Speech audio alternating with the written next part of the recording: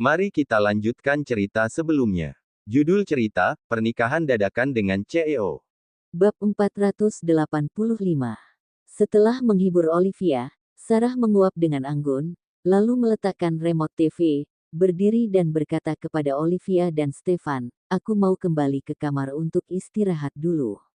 Sudah tua, nggak tahan begadang."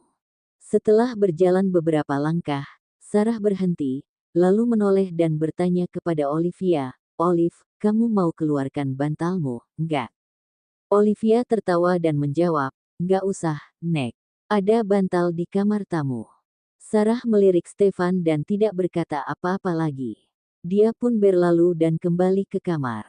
Pada saat Olivia pergi mandi, sang nenek sudah tertidur lelap. Suara dengkurannya lagi-lagi begitu keras. Olivia. 10 menit kemudian, Olivia keluar dari kamar dengan baju tidurnya. Baru saja dia menutup pintu, dia pun melihat suaminya yang telah memakai baju tidur. Dengan tangan bersedekap, pria itu bersandar di pintu kamarnya. "Masih belum tidur. Besok kamu harus pergi kerja, loh." Olivia pura-pura tidak ingat kata-kata saat dia menggoda Stefan tadi. Dia mengatakan sesuatu dengan santai, lalu dia lewat di depan Stefan dan berjalan menuju kamar tamu. Begitu Olivia membuka pintu kamar tamu, dia spontan tercengang. Spray sudah tidak ada. Selimut sudah tidak ada. Bantal juga tidak ada, jelas-jelas dia sudah beli satu set. Mengapa sekarang semuanya sudah tidak ada? Apakah rumah kemasukan pencuri? Sekalipun kemasukan pencuri, tidak mungkin pencuri itu hanya mencuri spray, selimut dan bantal. Olivia sontak menoleh dan menatap pria angkuh yang masih berdiri sambil bersandar di dinding. Pria itu pasti mengambil semua barang di atas tempat tidur dari kamar tamu saat dia sedang mandi. Stefan masih tidak bersuara. Dia hanya menatap Olivia dengan tenang. Olivia berbalik dan berjalan kembali ke depan pria itu. Dia hanya berdiri diam di sana sejenak, lalu masuk ke kamar Stefan. Olivia berjalan sambil berkata, "Aku ingat seseorang pernah bilang akan bukakan pintu kamarnya dan biarkan aku cari kertas perjanjian." Setelah Olivia masuk ke dalam kamar, Stefan baru ikut masuk ke dalam kamar. Kemudian, dia menutup pintu dan berkata dengan tenang, "Kamu cari pelan-pelan. Kalau nggak ketemu, mulai sekarang jangan ungkit soal perjanjian lagi. Karena perjanjian itu sama sekali nggak pernah ada." Olivia pernah menggeledah semua tempat di kamar Stefan, kecuali brankas pria itu. Saat ini, Olivia juga hanya pura-pura mencari sesuatu. Kemudian, dia memindahkan brankas Stefan dan menepuk brankas itu. "Coba kamu buka, pasti kamu sembunyikan di dalam sini." Stefan menghampirinya dan membuka kunci brankas itu. Olivia menatap Stefan, lalu dia baru membuka brankas itu. Di dalamnya hanya ada satu benda, yaitu sebuah buku kecil berwarna merah. Buku itu adalah buku nikah mereka. Selain itu, tidak ada apapun di dalam kotak itu. Olivia mengeluarkan buku nikah itu dan melihat ke dalam kotak itu dengan lebih teliti. Namun, di dalam sana benar-benar sudah tidak ada apa-apa. Selembar uang pun nggak ada. "Untuk apa kamu beli brankas ini?" Stefan menjawab dengan santai, "Untuk simpan buku nikah kita. Kalau kamu suka simpan uang di dalam brankas, besok siang aku akan pergi ke bank untuk ambil uang tunai. Malamnya aku bawa pulang dan simpan di sini. Kamu tinggal ambil saja kalau kamu mau pakai uang. Kartu yang kamu kasih ke aku masih ada uang di dalamnya," kata Olivia. Olivia membuka halaman buku nikah di tangannya. Sewaktu mereka mendaftarkan pernikahan mereka, foto mereka terlihat sangat tidak alami.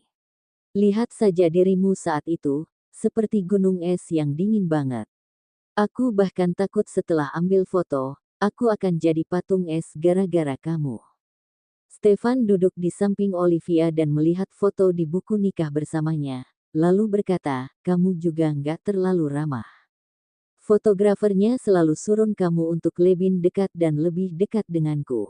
Tapi kamu seperti patung yang kaku, sama sekali nggak mau bergerak." Olivia. Mereka berdua saling menertawakan satu sama lain. "Olive, Lain kali nggak usah ungkit soal perjanjian, ya. Jangankan nggak ada, sekalipun ada, mungkin sudah aku buang ke selokan. Olivia menatap Stefan, lalu mencoba memahaminya dengan hati-hati dan akhirnya mendapatkan kesimpulan. Stefan mengingkari janjinya. Pria itu mengambil kesempatan malam itu ketika Olivia agak mabuk. Pria itu mengambil dan merusak kertas perjanjian miliki Olivia. Stefan takut Olivia akan mencarinya ketika dia bangun, karena itu dia juga merusak kertas perjanjian miliknya. Begitu Olivia teringat dan bertanya pada Stefan, pria itu dengan tidak tahu malunya menyangkal. Dia bahkan berkata kalau Olivia mengkhawatirkan banyak hal hingga berhalusinasi. Jelas-jelas Stefan yang kena batunya sendiri. Karena sudah kesakitan, dia berusaha menyelamatkan dirinya sendiri agar tidak terkena batu lagi. Setelah memahami maksud hati Stefan, Olivia pun tidak membeberkan kebohongan pria itu. Bab 486. Dia merangkak naik ke kasur lelaki itu dan membaringkan tubuhnya sambil berkata, "Karena pernah tidur di kasurmu sekali, aku selalu merasa kasur kamu sangat nyaman. Mungkin hanya perasaanku saja." Setelah itu dia menarik selimut dan menyelimuti dirinya. Olivia menyunggingkan senyum dan berkata, "Stefan, selamat malam." Stefan mengerjapkan matanya dan menatap perempuan itu dalam-dalam. Mendadak dia membuka selimut Olivia dan hendak menimpa perempuan itu. Olivia bergegas duduk dan langsung turun dari kasur. "Olivia." Stefan mengulurkan tangannya untuk menahan perempuan itu. Aku mau ke kamar mandi kamarku." Tamu bulanannya datang lagi dan merusak suasana. Dengan bingung lelaki itu berkata, "Di kamar aku juga ada kamar mandi. Tapi di sini kurang satu barang. Setelah aku selesai ke kamar mandi, aku datang lagi ke sini. Tapi kita berdua nggak bisa tidur dulu." Olivia menatap lelaki itu sambil menyubit wajahnya dengan raut kecewa sambil berkata, "Tunggu sebentar dulu." Stefan terdiam dan langsung mengerti apa yang terjadi. Dia melepaskan pegangannya dengan perlahan dan membiarkan Olivia kembali ke kamarnya. Sesaat kemudian, Olivia masuk lagi ke kamarnya dan mendapati Stefan yang tengah tidur memunggunginya.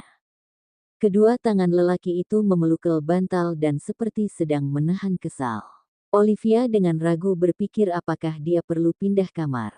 Sebaiknya dia kembali dan tidur bersama dengan nenek dulu untuk malam ini. Dia berbalik untuk keluar dari kamar. Peluk saja nggak boleh. Olivia menghentikan langkah kakinya dan berbalik untuk menatap lelaki yang tengah kesal tersebut. "Aku takut kamu tersiksa kalau peluk aku. Lebih mending daripada tidur sendirian." Karena Stefan tidak takut menderita, maka Olivia juga tidak akan sungkan lagi. Dia berjalan kembali ke sisi Stefan dengan riang sambil menyingkap selimut dan berkata, "Kamu juga jangan gitu, seperti perawan lagi marah. Aku lelaki." "Oh, perjaka galak." Stefan menarik perempuan itu hingga tersungkur di kasur dan langsung menimpanya. Dia mendaratkan kecupan dalam hingga perasaannya jauh membaik. Setelah itu dia bertanya, "Berapa hari?" 7 tambah 3. "Selama itu, aku sayang sama tubuhku sendiri. Kalau kamu nggak mau tunggu berarti kita tidur pisah kamar saja." Olivia tidak mungkin merusak tubuhnya sendiri demi membahagiakan lelaki itu. Stefan memeluknya dengan erat dan berkata, "Jangan ngomong seakan-akan aku brengsek sekali. Tidurlah, besok masih harus kerja." Stefan mendaratkan kecupan lembut di kening perempuan itu dan berkata, "Selamat malam." "Selamat malam." Olivia memperbaiki posisi tidurnya menjadi nyaman dan langsung terlelap dengan tenang. Di waktu yang sama, kediaman keluarga Sanjaya tampak Yuna sedang duduk di kasurnya. Tangannya sedang menggenggam selembar foto tua yang terlihat lusuh dan sudah berwarna kekuningan karena termakan usia. Dia menatap sosok adiknya yang ada di dalam foto tersebut dan menebak sepertinya sang adik sudah tidak ada di dunia ini lagi. Kedua matanya kembali memerah tanpa sadar. Sebuah tangan besar mengambil foto tersebut dari tangannya. "Kamu sudah lihat foto ini seharian, nggak mau makan dan minum, kamu juga nggak mau bicara. Kamu berencana buat aku khawatir." Suaminya memberikan tisu pada istrinya sambil berkata, "Sekarang masih belum pasti, tapi kamu sudah nangis. Jangan-jangan semua ini hanya sia-sia." Mereka masih belum melakukan tes DNA. Siapa yang tahu kalau Olivia dan kakaknya adalah putri dari adik iparnya. Bab 487. Yuna menerima tisu yang diberikan oleh suaminya sambil mengusap air matanya. Setelah itu dia berkata, "Russell mirip dengan adikku, mamanya adalah Odelina. Kalau dia kurusan sedikit, dia akan lebih mirip sama adikku." Waktu Amelia ketemu dengan Olivia pertama kali, dia merasa ada sebuah rasa familiar yang sulit dijelaskan. Setelah ketemu Odelina dan Russell, dia juga merasakan hal yang sama. Sepertinya itu hubungan darah. "Rudy, kali ini kemungkinan aku beneran menemukan adikku," kata Yuna. Air matanya kembali mengalir ketika mengingat bahwa adiknya sudah meninggal. Tapi dia sudah nggak ada lagi, dia sudah meninggal 15 tahun yang lalu. Pantas saja aku nggak pernah ketemu sama dia meski aku sudah mencarinya dengan keras. Dia nggak ada di dunia ini lagi, bagaimana mungkin aku bisa menemukan dia? Ini hanya perasaan saja, antar sesama manusia ada sesuatu yang dinamakan takdir dan sifatnya sangat aneh. Kamu jangan menangis dulu, setelah selesai tes DNA baru kita bicarakan lagi. Kalau memang adik iparnya sudah meninggal, tentu saja Rudy sendiri juga merasa cukup kecewa. Ketika dia baru kenal dengan istrinya, perempuan itu hanya seorang karyawan biasa di Sanjaya Group dan dia sudah mulai mencari keberadaan adiknya. Setelah puluhan tahun berlalu, dia masih belum menyerah dan juga membiarkan anak-anaknya ikut bantu mencari adiknya. Sekian tahun dia bertahan, mendadak semuanya hanya harapan kosong dan wajar jika istrinya merasa sedih. "Perasaan aku mengatakan kalau Olivia dan Odelina adalah anaknya adikku. Adikku nggak ada lagi, kedua anaknya juga hidup dengan begitu menderita. Untungnya mereka sangat kuat, mereka seperti aku sama-sama kuat." Kala itu dia hanya berusia 8 tahun, dan masih belum memiliki kemampuan merawat sang adik. Odelina dan Olivia lebih mendingan dibandingkan dirinya karena mendapatkan asuransi jiwa dari kedua orang tuanya. Meski keluarganya mengambil sebagian besar, untungnya masih ada sisa sebagian uang untuk mereka. Usia Odelina pada saat itu juga sudah 15 tahun. Dia sudah bisa dipaksa untuk mengemban beban berat agar bisa merawat sang adik. Amelia pernah berkata padanya kalau Olivia sangat baik dengan Odelina. Yuna pikir sepertinya karena kedua kakak adik itu saling bergantungan satu sama lain dan sudah menghadapi banyak sekali kesulitan secara bersama-sama. Saat ini Odelina menjadi seorang kakak dan juga ibu di waktu yang sama. Kalau Olivia tidak bersikap baik dengan sang kakak, maka perempuan itu sangat kejam dan sudah lupa untuk berbalas budi. "Tes DNA dulu." Yuna mengusap air matanya lagi dan mengangguk sambil berkata, "Aku besok cari Olivia dan minta dia untuk tes DNA." Dia tidak memilih untuk mencari Odelina karena mempertimbangkan perempuan itu harus menjaga Russell. Keadaan kedua kakak beradik itu sudah dia ketahui dari Amelia. Untuk saat ini Odelina sedang dalam keadaan terpuruk, adiknya telah menjadi satu-satunya orang yang bisa dia andalkan. Hal ini juga diketahui terlebih dahulu oleh Olivia. Dia putuskan untuk melakukan tes DNA dengan Olivia saja. "Besok minta Amelia menemanimu pergi." Hubungannya dengan Olivia sangat baik. Teringat bahwa putrinya kenal dengan Olivia dan kerap mencari perempuan itu, Rudy sempat berpikir bahwa Amelia sudah merubah orientasi seksualnya. Dia tidak pernah terpikir bahwa itu semua karena hubungan darah. "Iya. Masalah ini jangan disebar dulu daripada orang lain akan berbuat yang aneh-aneh," ujar Rudy mengingatkan istrinya. Keluarganya termasuk keluarga terkaya nomor 2 jika dibandingkan dengan keluarga Aditama.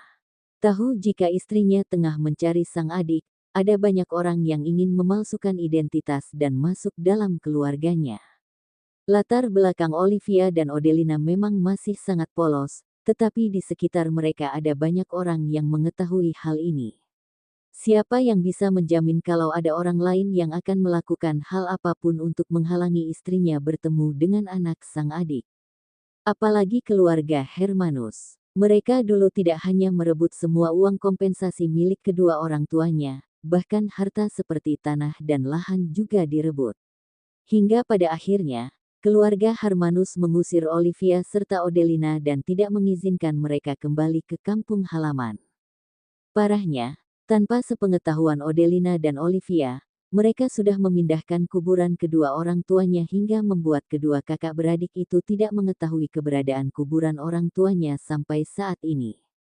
Tidak heran kalau Olivia tega menolak permintaan bantuan dari keluarga itu yang terus datang padanya. Rasa benci perempuan itu sudah terlalu dalam sekali. Mereka semua tidak pernah mengalami penderitaan yang dialami oleh kedua kakak beradik itu. Aku tahu. Aku nggak khawatir sama orang-orang yang berbuat aneh-aneh. Aku hanya khawatir kalau disebar maka akan ada orang yang menyerang Olivia setelah hasil tes sudah keluar. Rudy mengangguk dan menenangkan istrinya dengan berkata, jangan terlalu dipikirkan lagi. Jawabannya akan diketahui beberapa hari lagi, tidur dulu, kalau nggak aku buatkan kamu makanan dulu baru lanjut tidur. Bab 488. Aku nggak selera. Kamu sudah nggak makan dan minum seharian dan masih nggak selera, kamu nggak tahu aku sangat mengkhawatirkan kamu. Anak-anak juga khawatir, Aldi sampai pulang karena tahu kamu sedih. Di rumahnya ada 3 anak, yang pertama sangat dewasa dan yang kedua sering keluar untuk bermain. Anak ketiga merupakan kesayangan semua orang. Dulu setiap hari Amelia selalu mencari Stefan, akhir-akhir ini baru sikapnya sedikit lebih normal. Anggap saja diet. Yuna berbaring di kasur dan berkata, aku mau tidur. Rudy hanya bisa membiarkan apa yang ingin dilakukan Yuna. Kalau perempuan itu tidak ingin makan, dia juga tidak bisa memaksanya. Sifat perempuan itu sangat keras kepala sekali dan diturunkan pada Amelia. Gadis itu sudah jatuh hati pada Stefan bertahun-tahun. Sudah ada banyak sekali orang yang menasihatinya untuk menyerah tetapi Amelia enggan. Hingga perempuan itu yang menyadarinya sendiri baru memutuskan menyerah. Malam itu tidak ada obrolan sama sekali hingga keesokan harinya hujan turun membasahi bumi. Suasana yang sudah dingin berubah menjadi jauh lebih menggigil. Stefan terbangun terlebih dulu, perempuan yang ada di sisinya sudah ada dalam pelukannya karena mencari kehangatan.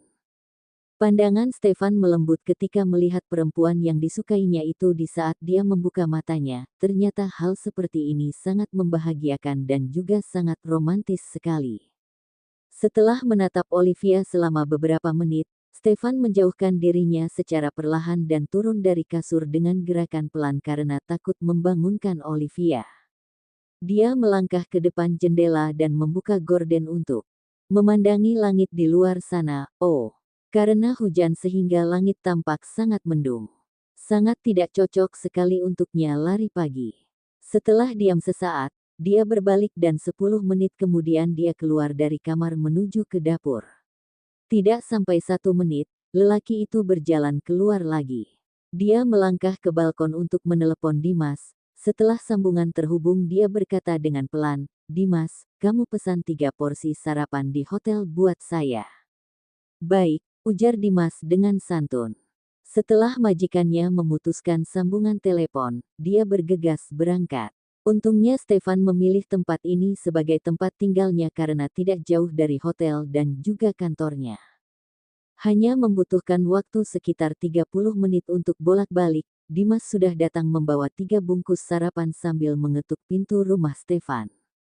Setelah terketuk baru dia tersadar, bagaimana jika yang membuka pintu adalah Olivia. Apa yang harus dia katakan?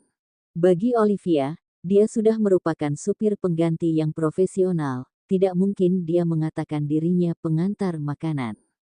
Pintu terbuka dan sosok Stefan muncul dari sana. Detik itu juga Dimas menghela napas lega karena dia tidak perlu sibuk berbohong. Dimas menyerahkan sarapan pada Stefan. Mobil jangan parkir di bawah lagi, ujar Stefan mengingatkan. Bu Olivia curiga. Tanya Dimas dengan terkejut. Stefan meliriknya dan membuat Dimas bergegas menutup mulutnya. Lakukan saja apa yang dikatakan oleh majikannya dan jangan bertanya. Bab 489. Stefan membawa sarapan yang dibawa oleh Dimas dan meletakkannya di meja makan. Setelah berpikir sejenak, lelaki itu masuk kembali ke dapur. Stefan membuat segelas teh jahe untuk Olivia. Kirain kamu yang buat sarapan ini, ternyata kamu membelinya, kata seseorang dengan nada sarkas. Stefan tahu itu suara milik neneknya tanpa perlu menoleh ke belakang. Stefan tidak berbalik dan juga tidak menjawab. Kamu lagi masak apa? Aroma jahenya kuat sekali. Sarah berjalan masuk ke dapur dan mendekati kompor sambil membuka tutup panci. Sedetik kemudian dia menutup kembali tutupan panci tersebut. Kirain ada kemajuan, gumam neneknya sambil melirik cucunya dengan sinis kemudian berbalik pergi. Wajah Stefan mengeras dan langsung membela diri, aku sudah berusaha keras. Awalnya kemarin malam ada kesempatan, tetapi dia justru dipermainkan oleh Yang Kuasa. Serang hatinya, Hatinfa. Kamu harus serang hatinya terlebih dulu. Kamu nggak lihat jari Olivia semuanya kosong. Stefan sudah berusaha keras untuk masuk dalam hati perempuan itu.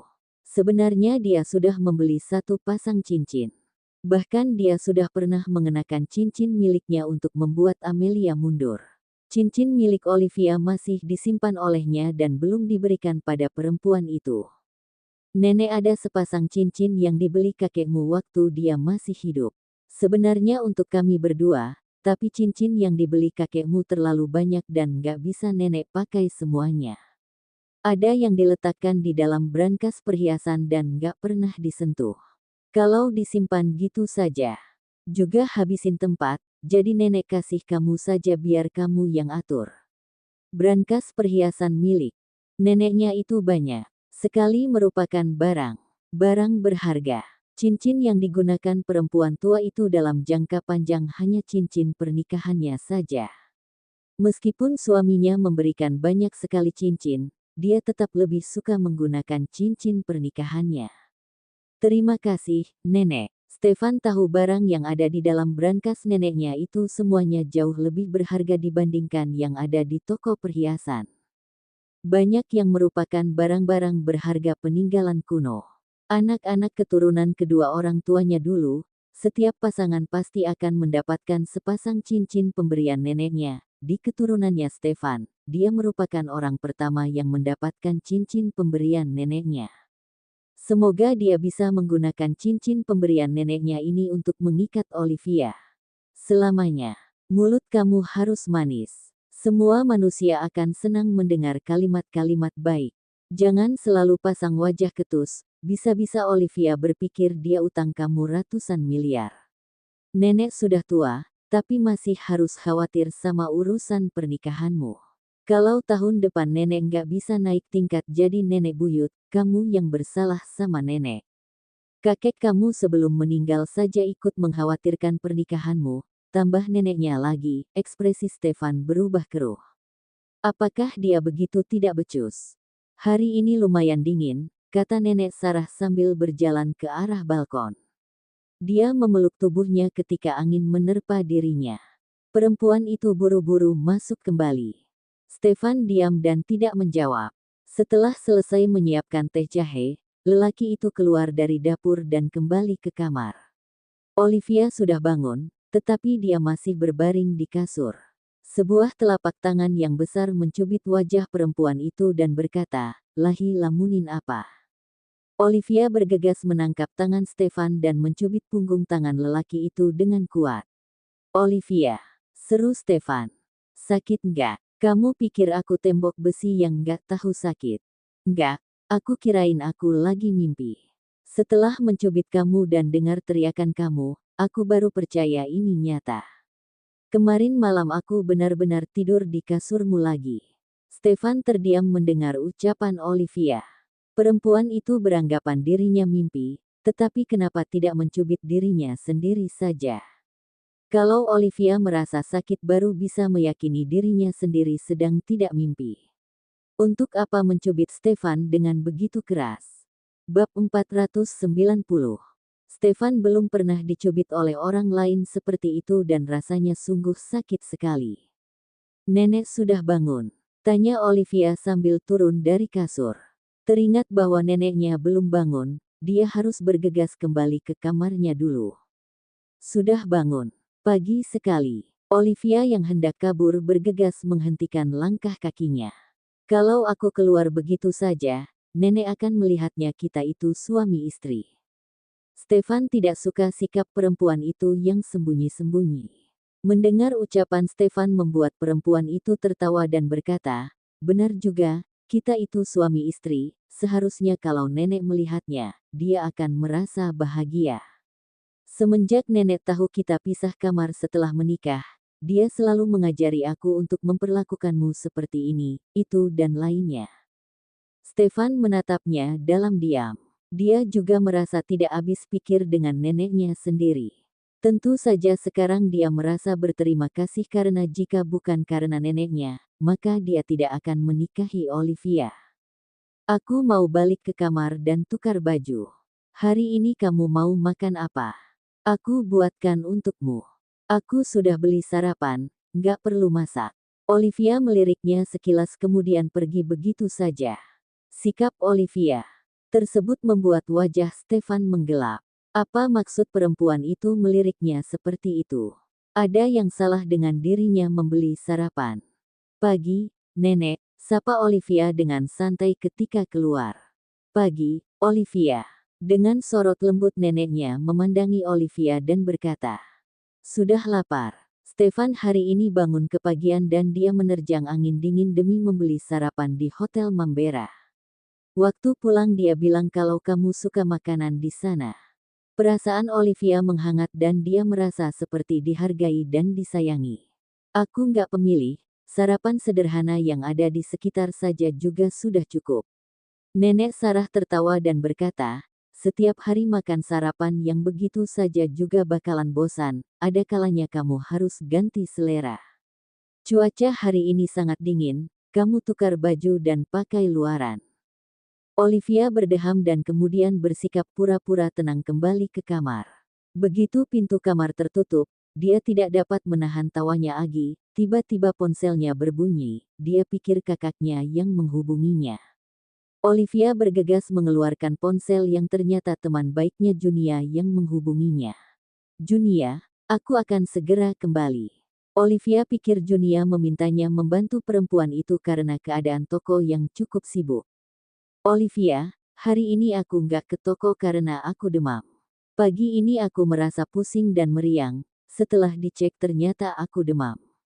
Nanti aku rencana ke rumah sakit, jadi aku mau kabarin kamu karena mau minta tolong kamu jaga toko. Kenapa bisa demam? Hari ini hujan dan cuaca sangat dingin, kamu harus pakai baju panjang dan tebal. Toko ini milik kita berdua, sudah sepantasnya aku yang jaga toko. Kamu jangan sungkan sama aku. Mendingan kamu buruan ke rumah sakit. Jangan bawa mobil sendiri dan minta adikmu yang antar. Junia berdeham dan berkata, Mama aku yang menemaniku pergi, aku nggak merepotkan adikku lagi, kalau gitu aku ke dokter dulu. Iya, jaga dirimu. Kamu juga, pakai baju tebal. Keduanya saling mengingatkan dan setelah itu Junia yang lebih dulu memutuskan sambungan telepon. Hari ini Junia tidak akan ke toko, sehingga Olivia tidak boleh bersantai-santai seperti biasanya. Dia bergegas mengganti pakaiannya dan membersihkan diri. Setelah itu Olivia mengambil dompetnya dan langsung berangkat ke toko. Nenek, Stefan, aku ke toko dulu. Nanti aku sarapan di toko saja, kata Olivia sambil mengambil sarapannya dan menyimpannya dalam kantong. Kemudian dia langsung berangkat menuju toko. Olivia, tunggu sebentar, panggil Stefan. Bab 491.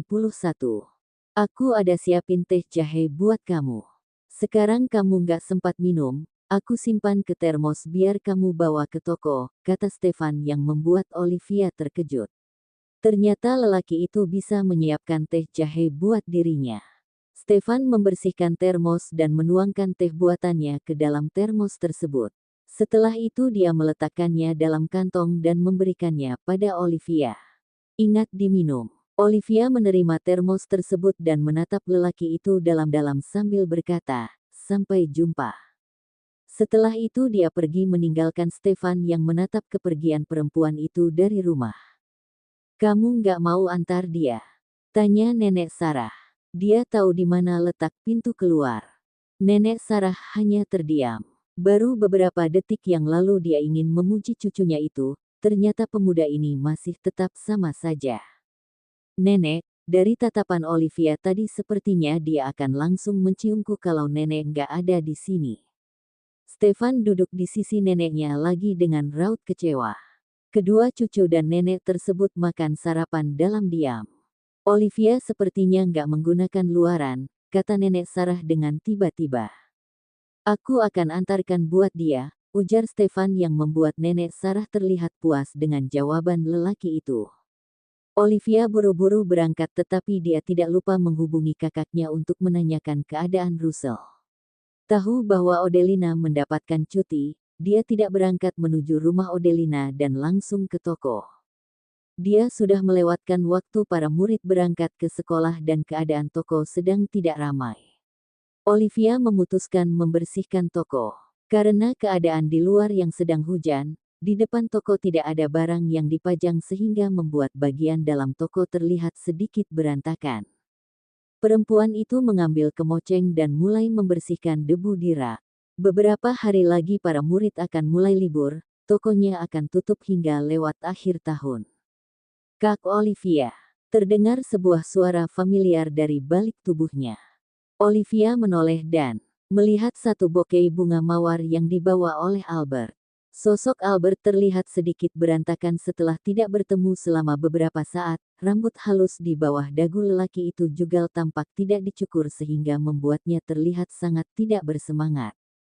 Perempuan itu menolehkan kembali kepalanya dengan raut wajah datar dan lanjut membersihkan rak buku sambil berkata, "Kakak kamu lagi sakit dan ada di rumah sakit. Kalau kamu mau jenguk dia, seharusnya ke rumah sakit." Olivia sedang membantu Albert mencari alasan. "Kak Olivia, aku mau mencarimu." Albert mengulurkan bunga mawar yang dia bawa tadi ke hadapan Olivia. Kemoceng di tangan Olivia langsung mengibas bunga yang diulurkan oleh lelaki itu. Albert hanya bisa menatap Olivia dengan ekspresi terkejut dan sorot penuh luka. "Kak Olivia." "Albert, apa maksud kamu ini?" Olivia melotot dan berkata, "Apakah ucapanku kurang jelas? Aku orang yang sudah bersuami." Cerita bersambung.